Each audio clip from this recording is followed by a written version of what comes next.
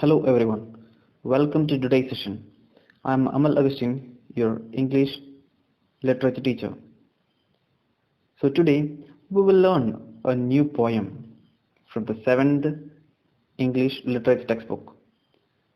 So the name of the poem is Maps, which is composed by Dorothy Brown Thompson.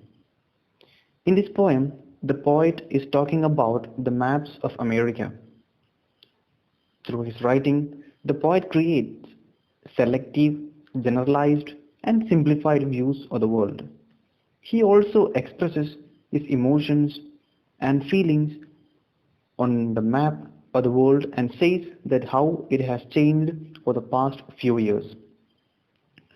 So that is all about the poem, and now we speak something about the writer. Dorothy Brown Thompson was an American writer, and she is a recipient of a Missouri Writers' Child Award in 1941. And she also got national and local awards, Poetry Society of America. And she was a member of First Families Virginia, and also the member of National Society Colonial Dames, Poetry Society America, member of Diversifiers, Filson Club, and so on. So we can say that she is also a social activist. She has indulged in all the social activities around her. So shall we move on to the poem and let us see what she speaks about the poem. Before we move on to the poem, we'll just read out the poem. So the poem begins like this. High adventure and bright dream maps are mightier than they seem. Ships that follow leaning stars, red and gold of strange bazaars. Ice floes hid beyond all knowing. Planes that ride where winds are blowing. Train maps, maps of wind and weather, road maps taken altogether. Maps are really magic bands for home-staying vagabonds. This is the poem, and through this poem, she tells about the importance of maps.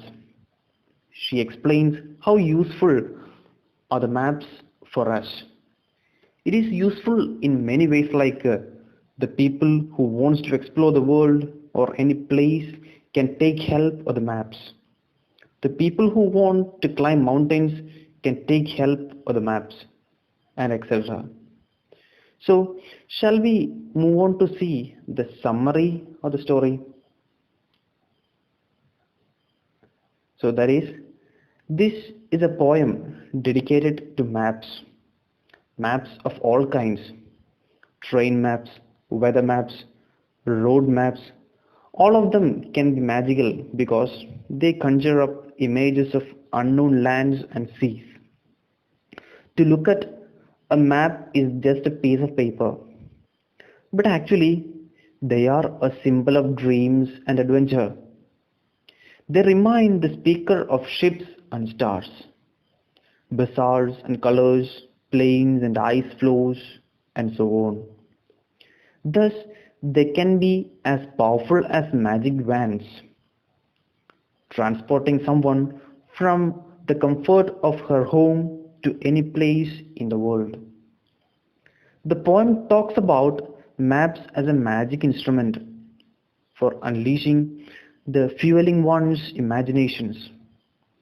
It makes ordinary things like ships and markets sound attractive by placing them in the background of unknown places and making them sound unfamiliar and interesting. Thus, the poem suggests that humble-looking things like maps and pictures and pages can be important and fascinating.